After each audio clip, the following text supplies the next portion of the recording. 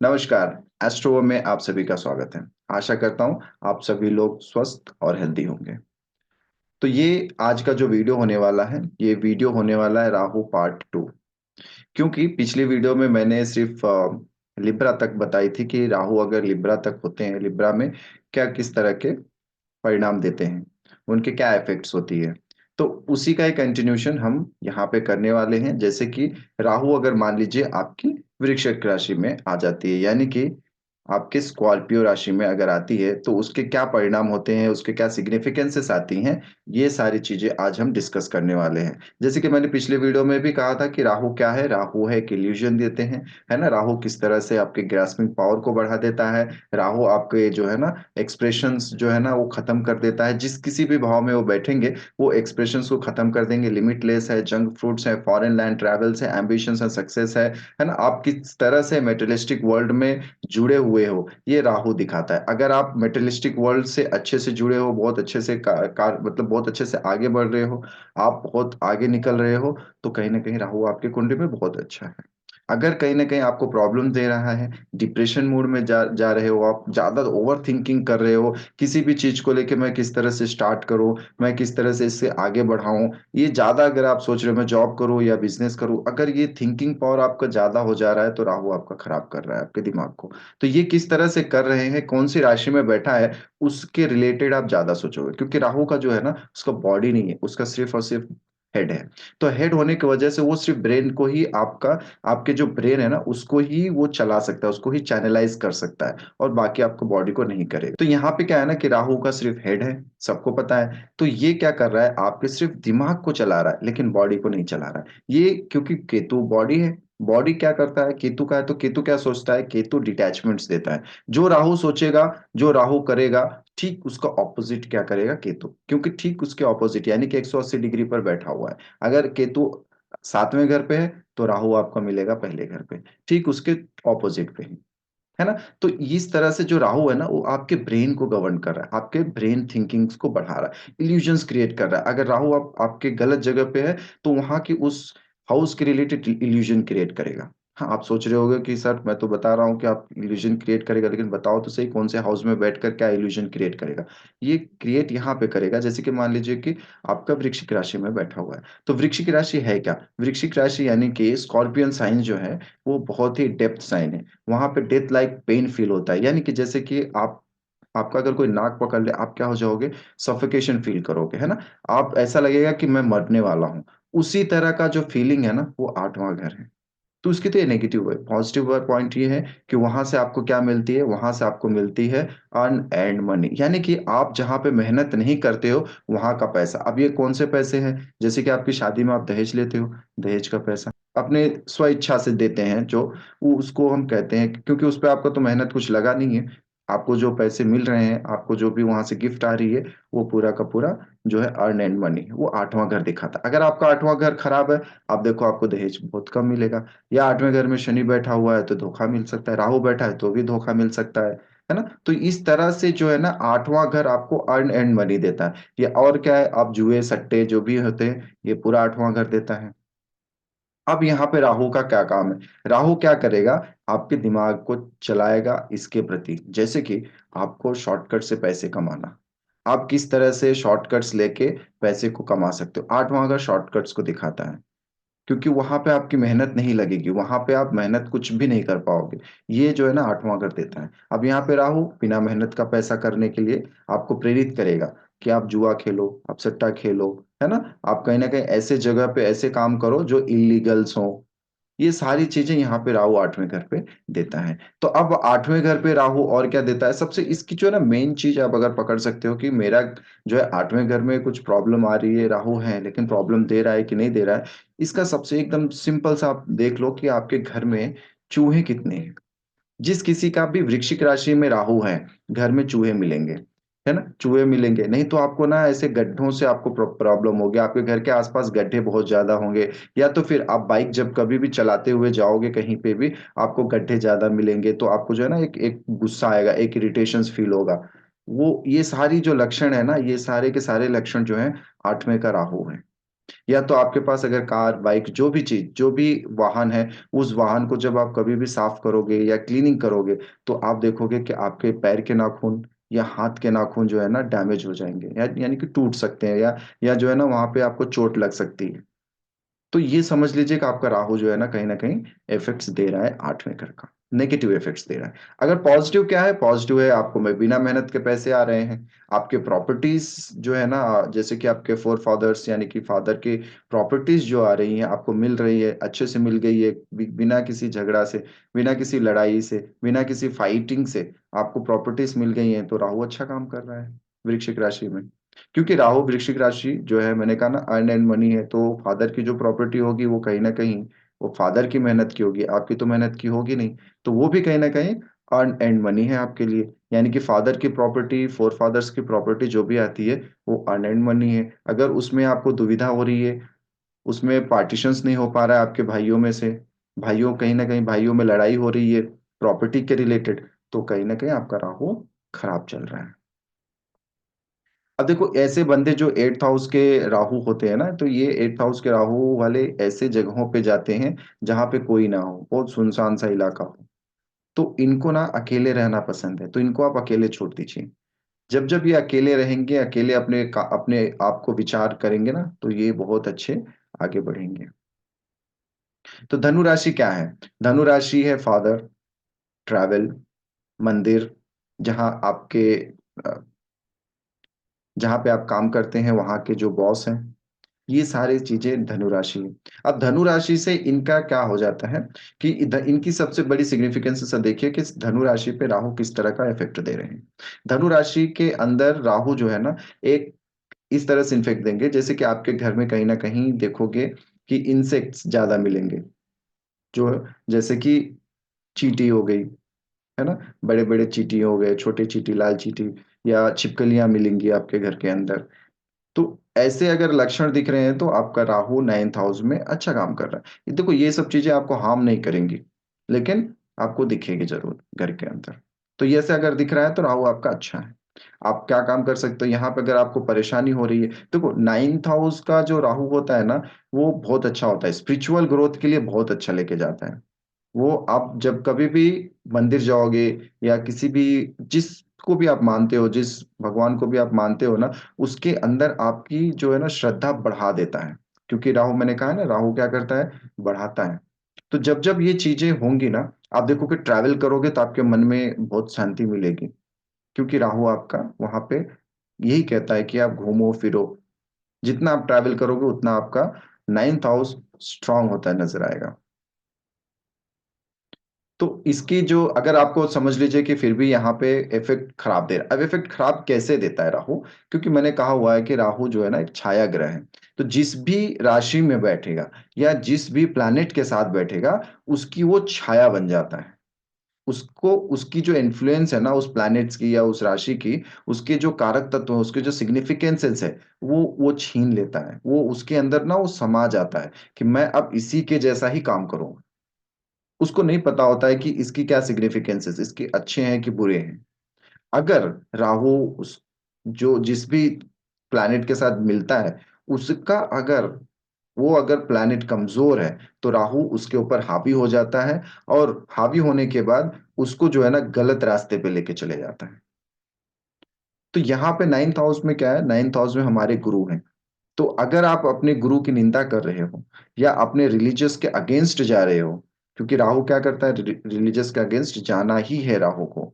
अगर राहु अच्छा है तो आपको अपने रिलीजियस में बहुत आगे लेकर जाएगा, स्पिरिचुअल ग्रोथ दे देगा। लेकिन अगर आपका राहु वहां पे खराब है, तो आपको क्या करेगा, अपने रिलीजियस के अगेंस्ट जाने पे मजबूर कर देगा। क्यों? क्योंकि जैसे मैंने स्टोरी कही थी, तो राहु क्या करता है, राहु राक्षस यानी कि अपना दल छोड़कर वो कहाँ पे जाता है, वो देवताओं के दल में जाता है। देवता दल क्या हो गया, उसने राक्षस यानी कि अपनी रिलीजियस अपना स्थान छोड़कर वो कहाँ पे गया, दूसरे स्थान पर गया। तो ये जो स्थान परिवर्तित हुआ है ना, ये कहीं ना कहीं राहु जो है 9th हाउस का कारक है। तो वो क्या करता है, अब क्योंकि 9th हाउस हमारा क्या है, वर्शिप है, मंदिर है, रिलीजियस है, हमारे पिताजी हैं। क्योंकि पिताजी से हम क्या देखते हैं, हमारा जो है ना लीनिएज को देखते हैं, यानी कि हमारी खून का रिश्ता है। तो ये रही हमारी 9th हाउस का जो है ना यहाँ पे ये होता है। तो अब यहाँ पे और एक क्या इफेक्ट आती है ना, अगर मान लीजिए कि राहु के साथ चंद्रमा अगर 9वें घर में है या 9वीं राशि में कहीं पे भी वो राशि बैठी हो, अगर वहां पे चंद्रमा और राहु का कॉम्बिनेशन बन जाता है ना, तो ऐसे लोग देखो कि ऐसे लोगों का जो इंटरेस्ट होता है ना, ऐसे लोग इंटरेस्ट करते हैं कहाँ जाने की, ऐसे मंदिर में जाने के इंटरेस्टेड होंगे जो बहुत पुरानी होती है, जो एक कहते हैं ना कि पुरानी मंदिर है, जो खंडहर जैसा हो चुका है, टूट चुका है चारों तरफ से, है ना, फिर भी उस मंदिर में जो है पूजा होती है। तो ऐसे मंदिर जाना इनको बहुत पसंद होता है। राहु और चंद्रमा का अगर कॉम्बिनेशन 9th हाउस में मिल जाता है ना, तो ऐसे लोग ऐसे मंदिरों में जाना पसंद करते हैं।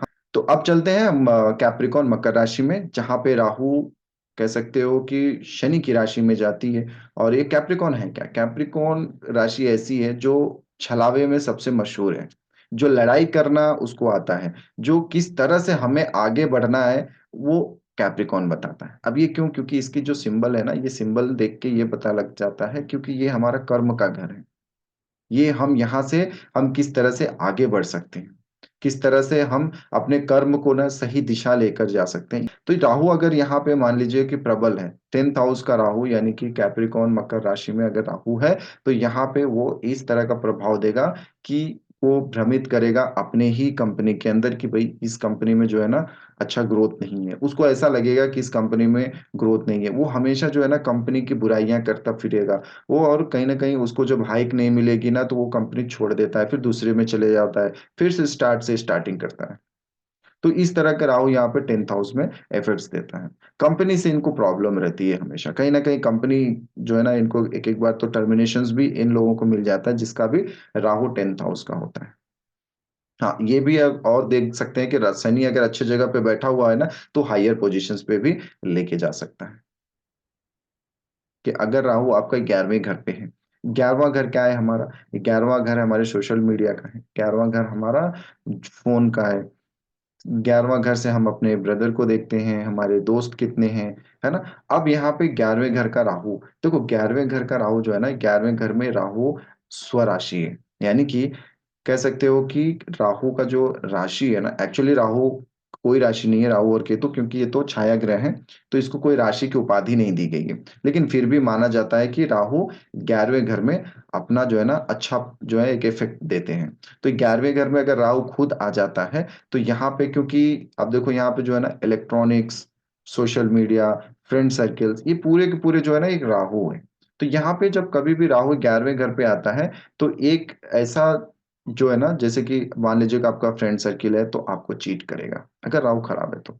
फ्रेंड्स आपको कोई ना कोई ऐसे लोग मिल जाएंगे जहां पे आपको चीटिंग मिल सकती है।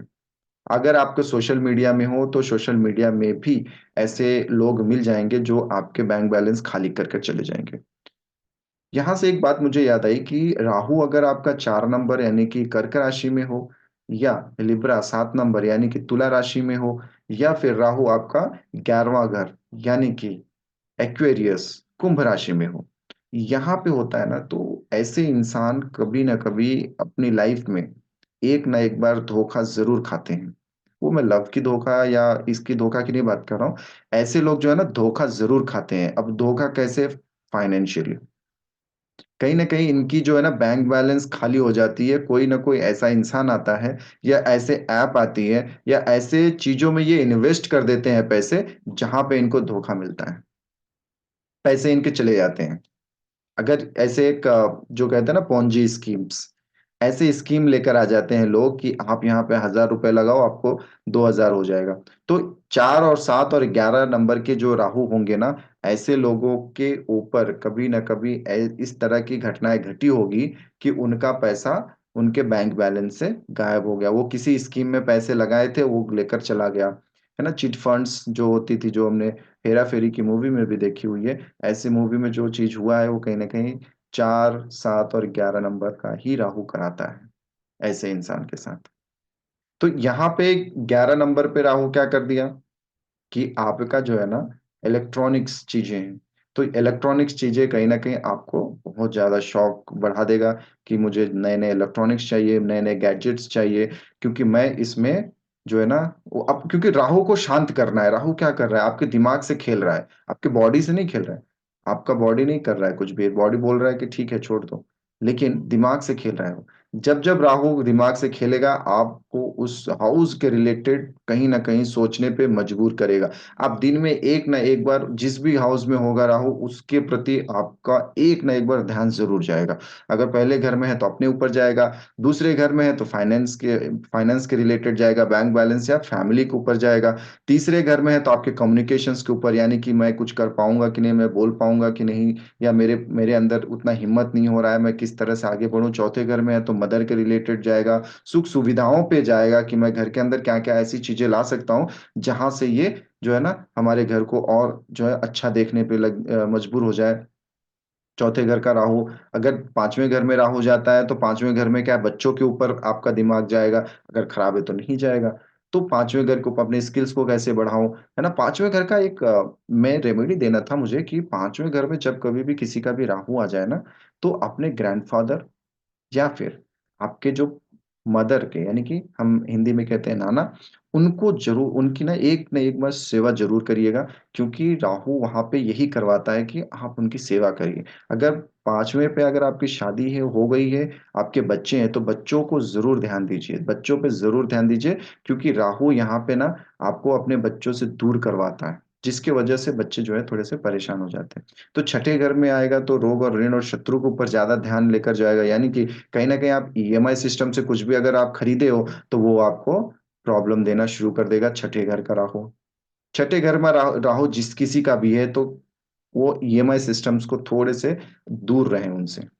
तो ये इनकी जो है ना लाइफ बहुत बेटर हो जाएगी। 6 नंबर में अगर राहु कहीं भी हो, किस भी हाउस में हो, अगर आप ईएमआई सिस्टम या लोन लेते हैं ना, तो वो लोन चुकाने में आपको देरी हो जाएगी। ये छठे घर का, यानी कि वर्गो साइन में अगर राहु आता है तो, अगर वर्गो कहीं पे भी हो, कोई भी जगह पे हो, चाहे पांचवें में हो, चौथे में, तीसरे पे, दूसरे पे, कहीं पे भी हो, आप लोन लोगे ना तो उस हाउस के रिलेटेड आपको इश्यूज क्रिएट होना शुरू हो जाएगा। ईएमआई लोगे तो उस हाउस के रिलेटेड इश्यूज शुरू हो जाएगा। तो ये क्या है, ईएमआई लोन क्या है, ये भी तो इल्यूजन है। क्योंकि आजकल लोग समझ नहीं पा रहे हैं, इल्यूजन्स क्रिएट करवा रहे हैं आपके दिमाग में। आपका राहु जहां पे भी होगा ना, उस हाउस के रिलेटेड आपको वो चीज लेनी, जैसे कि पांचवें घर में होगा तो आप बच्चों के लिए लोन लोगे, उनकी स्टडीज के लिए लोन लेना शुरू कर दोगे। अगर छठे घर में होगा तो अपने लिए लोन लोगे। सातवें घर में आपका वर्गो साइन आता है, सातवें घर में अगर राहु हो जाता है तो आप क्या करोगे, अपने वाइफ के लिए लोन लेना शुरू कर दोगे कि मैं अपनी वाइफ के लिए क्या क्या नए नए जो है ना गोल्ड, ये ज्वेलरीज, ये आप उनके ऊपर खर्च करना शुरू कर दोगे। तो ये जिस घर में भी होगा ना, उस घर के लिए आप लोन लेना शुरू कर दोगे, क्योंकि राहु है वहां पे। तो नेक्स्ट मैं बात कर रहा था कि 11वें घर का राहु किस तरह से देता है, क्योंकि आप गैजेट्स ले रहे हो, आपके दोस्त हैं, आपके सोशल मीडिया है। तो इस तरह का जब अगर राहु अगर 11वें घर में खराब होता है ना, तो कहीं ना कहीं डीफेम का भी एक जो है ना शिकार हो सकते हो आप। क्योंकि आपके दोस्त जो है ना, आपके सामने तो बहुत अच्छे हैं, बट पीठ पीछे जो है वो कहीं ना कहीं आपकी बुराई जरूर करेंगे। तो इसीलिए जब कभी भी मैं देखता हूँ किसी का भी अगर 11वें नंबर का राहु होता है, अगर जिस किसी का भी 11वें नंबर का राहु हो, कहीं पे भी बैठा हो, मैं उनसे यही बात कहता हूँ कि अगर आपका 11वें नंबर का राहु 11वें नंबर पे बैठा है, यानी कि दोस्त को दिखाता है उस घर से, तो अपने दोस्त को अपनी सेंसिटिव चीजें मत शेयर करिए, अनटिल अनलेस कि वो आपका जो है ना प्रिय हो, आपसे जो है ना बचपन से हो, या आपसे इतना क्लोज हो कि वो आपको कॉन्फिडेंट दे दे कि मैं किसी से अपनी सेंसिटिव चीजें आपकी नहीं शेयर करूंगा। अगर आपका वो प्रिय है तो ही आप उनसे शेयर करिए, otherwise don't share anything, any sensitive things जो है ना अपने दोस्तों को शेयर ना करें, मैटर शेयर ना करें। तो अगर अब बात करते हैं कि मान लीजिए कि 12वें घर का अगर राहु आता है, जो कि बहुत ही कह सकता हूँ कि इंटरेस्टिंग थिंग है, बहुत ही अच्छा चीज है। क्यों, ये क्यों मैं कह रहा हूँ, क्योंकि 11वें का राहु जो है आपको सोर्स ऑफ इनकम में बढ़ावा दे सकता है। 10वें का राहु आपके जॉब्स में जो है ना चेंजेस दे सकता है, या अगर अच्छा है तो जॉब को बढ़ा सकता है। 9वें का राहु जो है आपको ट्रैवल तो करा देता है, लेकिन अगर 12th का राहु है ना, वो ट्रैवल आप कितना दूर तक करोगे, ये 12वें का राहु बताता है। तो अगर आपका 12वें का राहु है, नाइन्थ लॉर्ड से कनेक्शंस बन जाता है, तो आप फॉरेन भी जा सकते हो। क्योंकि 12वां घर जो है ना हमारा फॉरेन लैंड है। तो अगर क्योंकि देखो बहुत सारे लोग को ना कहते हैं कि 12वें घर का राहु बहुत परेशानी कर रहा है। मेरा राहु जो है 12वें घर में है और मुझे जो है ना बहुत परेशानी हो रही है।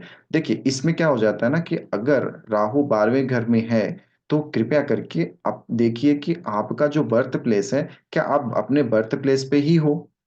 जिस किसी का भी 12वें घर का राहु है, अगर आप अपने बर्थ प्लेस पे हो, तो आप अपने बर्थ प्लेस को चेंज करो। जैसे कि आप हैदराबाद में हो, बैंगलोर चले जाओ, मुंबई में हो, तो आप गुजरात चले जाओ, दिल्ली चले जाओ। ऐसी जगह को चेंज करके देखो आप। जब आप चेंज करोगे ना, आपको ऑटोमेटिक कहीं न कहीं राहु तब यहाँ पे पॉज़िटिव नज़र आएगा। आपको बहुत अच्छे से काम करता हुआ नज़र आएगा। यहाँ पे राहु थोड़े से खर्चीले बन जाते हैं ऐसे इंसान और यहाँ पे जो है ना खर्चे बढ़ जाते हैं। अब वो खर्चे कभी-कभी जो है ना हॉस्पिटल में ज़्यादा खर्चे होने लगते हैं। तो ये जो यहाँ क्योंकि ये वाय व्यय का घर है ना? तो क्योंकि यहाँ पे खर्चे ज़्यादा होते हैं, एक्सपेंडिचर्स का घर है, तो जब-जब आप खर्चे ज़्यादा करोगे, राहु आपको करवाएगा ये चीज़ें। तो यहाँ से आप यही काम करिए कि आप अपने जगह को बदल दीजिए, ट्रैवल करते रहिए, ठीक है? और 12वें घर का राहु कभी भी अगर आपका आता है, तो 11वें या 12वें ये दोनों के लिए अ, मिला हुआ है। तो 11वें या 12वें ये दोनों में अगर आपका राहु आता है ना, तो आप सीक्रेटली डोनेशन करो। ये नहीं है कि मुझे बताना है कि मैंने ये डोनेशन करी है, ये डोनेशन करी है। आप जाओ, किसी भी मंदिर में जाओ, अगर 12वें का है तो ऐसे मंदिर में जाओ जो आपके घर से थोड़ा दूर में हो। ये नहीं कि घर के आस-पास ही हो, थोड़ा डिस्टेंस में हो। ऐसे मंदिर जाकर आप क्या करो कि आप हुंडी में जो है ना सीक्रेटली ये ऐसे करो कि आपको भी ना पता हो कि मैं कितना डोनेट कर रहा हूँ, इस तरह से। जैसे कहते हैं ना कि हम जो कर्म कर रहे हैं, हमारे राइट हैंड से जो कर रहे हैं, वो लेफ्ट हैंड को भी नहीं पता चलता है। तो इसी तरह से आप कर्म करना शुरू कर दो। देखो आपका 12वें घर का राहु किस तरह से काम करता है, 11वें घर का राहु किस तरह से काम करता है। तो 12वें घर का राहु क्या कर रहा है? 12वें घर का राहु आपको ये करवा रहा है कि आप सीक्रेट डोनेशन करना शुरू कर दो। क्योंकि राहु यहाँ पे खर्चे करवाता है।